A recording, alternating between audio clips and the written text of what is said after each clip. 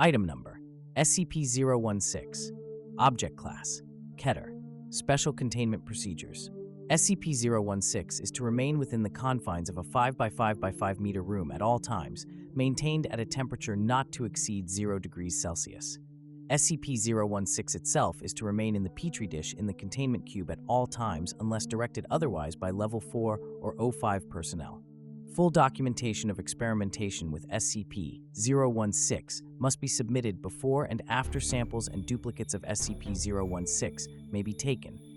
Failure to follow these procedures will result in termination or reassignment as Class D personnel.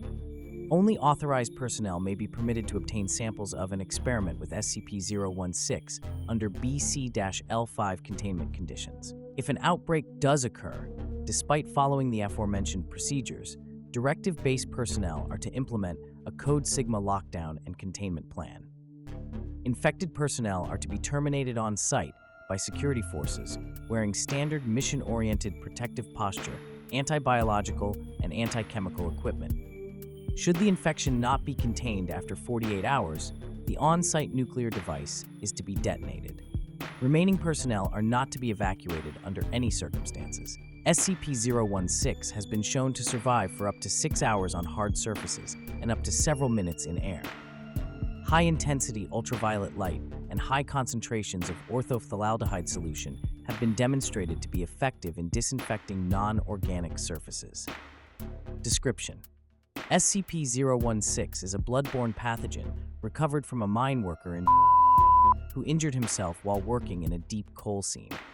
Said wound became contaminated with coal dust from the mine, possibly infecting the worker with dormant spores. Over the next several days, SCP-016 proceeded to infect the remaining employees at the mining camp, as well as the CDC crisis team dispatched to deal with the epidemic. Foundation personnel then took over the investigation and terminated all affected personnel. Patient 0 was brought into captivity, and the mine shaft was collapsed by an explosive device. SCP-016 has an incubation period ranging from 24 hours to 2 years, depending on the presence and number of other human hosts in the area. First symptoms resemble the common cold and include itchy eyes, runny nose, coughing, and bodily aches. Phase 2 begins in 48 hours and consists of a controlled form of hemorrhagic fever, as the organism causes a small amount of blood to become aspirated in the lungs, creating an aerosol effect.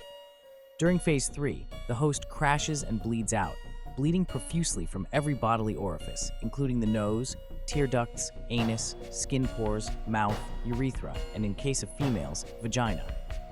Blood pressure skyrockets during the final stage. Hosts have been observed projectile vomiting blood to distances of over 5 meters. Should the host survive this near-total exsanguination, the pathogen will become dormant once more, returning to incubation phase. What distinguishes SCP-016 from other strains of hemorrhagic fever such as Ebola and Marburg is its unusual response to high stress.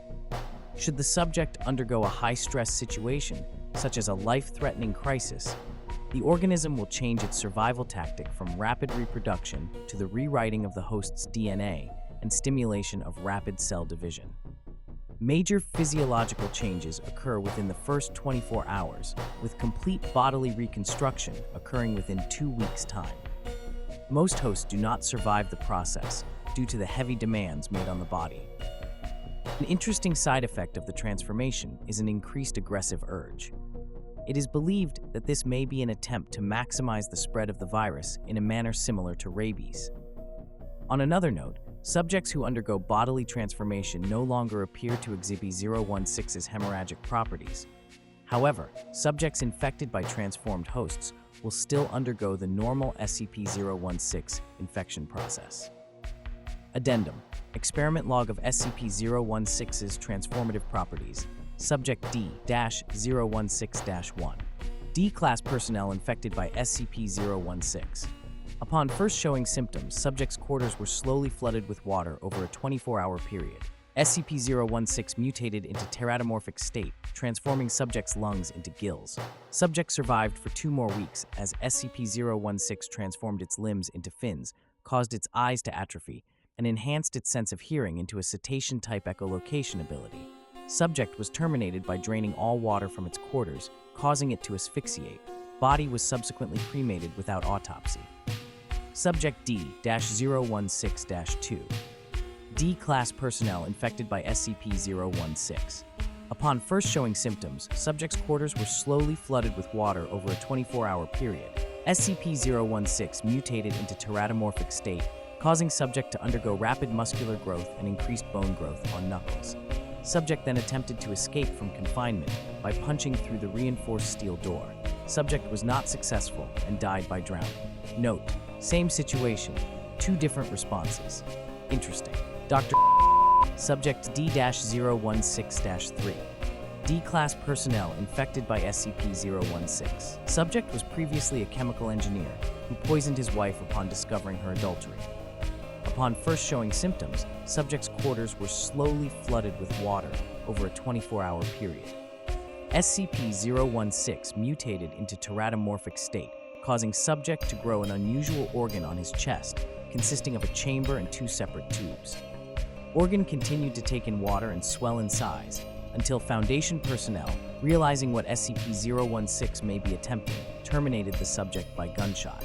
Organ was found to contain several gas sacs filled with acetylene gas and oxygen. Subject D-016-4. D-Class personnel infected by SCP-016. Subject was told to concentrate on forming wings. No stress was applied. SCP-016 did not mutate into teratomorphic state.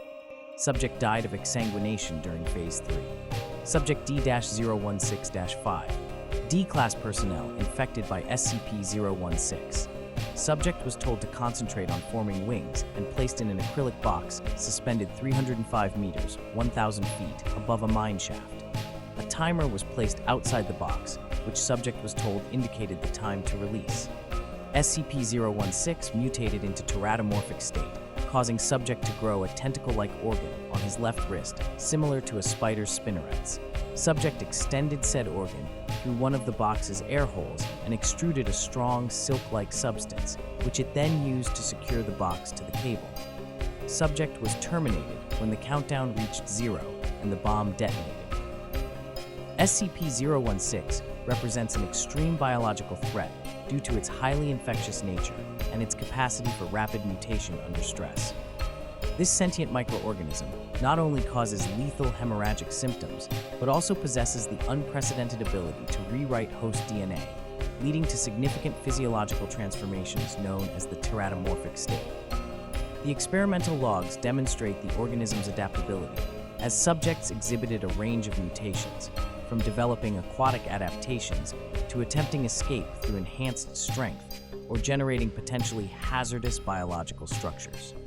The unpredictability of SCP-016's mutations poses a substantial challenge for containment and necessitates strict adherence to containment protocols. The organism's increased aggression in transformed hosts further complicates containment efforts, as it may facilitate wider transmission similar to rabies. The fact that transformed individuals no longer display hemorrhagic symptoms yet remain infectious underscores the covert risk of spread. Ongoing research is crucial to understand the mechanisms behind SCP-016's DNA rewriting and its triggers for mutation. By studying its responses to various stressors and environmental conditions, the Foundation aims to develop more effective containment strategies and potential countermeasures. The paramount goal remains to prevent any outbreak that could lead to widespread infection or an uncontrollable pandemic, thereby safeguarding both Foundation personnel and global populations from this formidable biological anomaly. Thank you for taking the time to listen. I appreciate it greatly. If you like SCP content, then please consider liking and subscribing. It helps the channel out a lot. Until next time, this is Professor signing off.